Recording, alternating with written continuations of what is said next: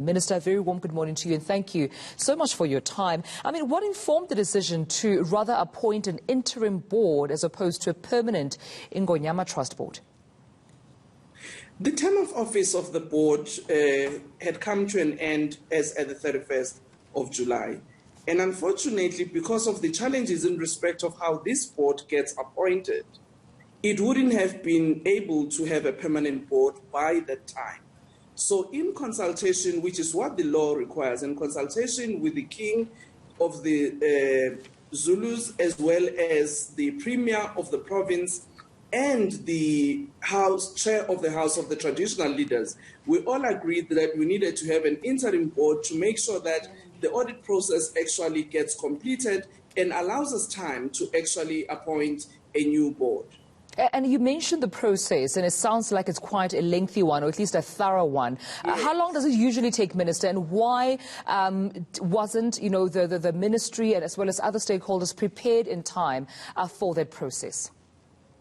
Well, I think it's important for me to indicate that if you look at the nature of that legislation and how it prescribes this board and its composition, there are certain members that have to be nominated by the minister in consultation with the Premier, and after which the Premier must then consult with the King, and then the King must make up his mind in looking at the names that have been proposed, and also the consultation with the House of Traditional Leaders must take place. So it actually is an onerous process in the way in which it happens.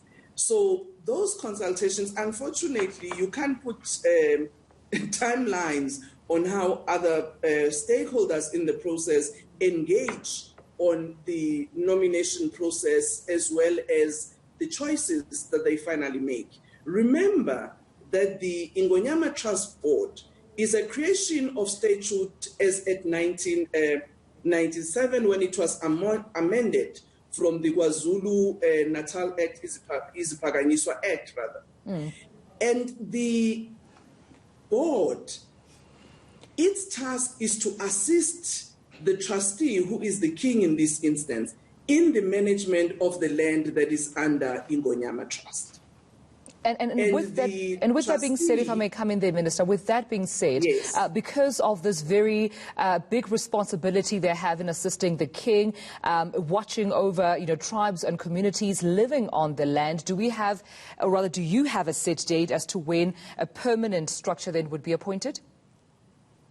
My view is we would need to have that before the end of the year, as soon as is possible, really, because you have had in the past few months the concerns that have been raised, not just by the citizens on the Ingonyama Trust land, not just by the various stakeholders who are concerned, but also Parliament itself and myself as a minister, which is why we've had about 2 meetings, one of which was a workshop to really have an appreciation on the governance matters in how the board actually undertakes its task in consultation with the communities that are affected. Right. On a slightly different yet related matter, Minister, the farm killings that are occurring in the country surely are a big concern for the ministry.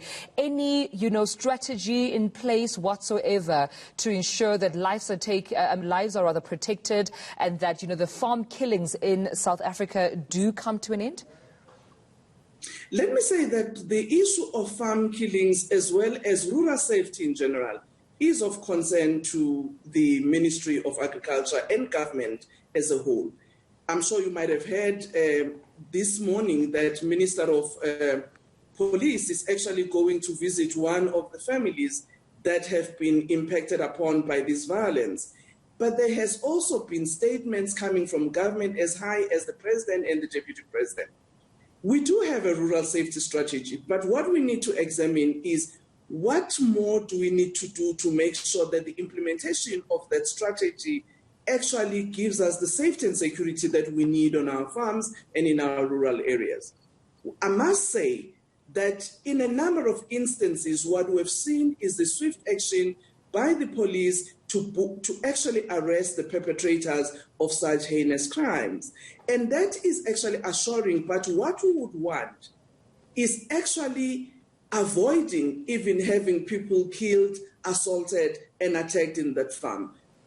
Either they are farmers or even farm workers. So it is important that we actually strengthen the way in which we attend to this problem as government, working with the farmers and farm workers and the rural communities. That's where we leave it. Thank you so much for joining us this morning. That's Minister Thoko Didiza.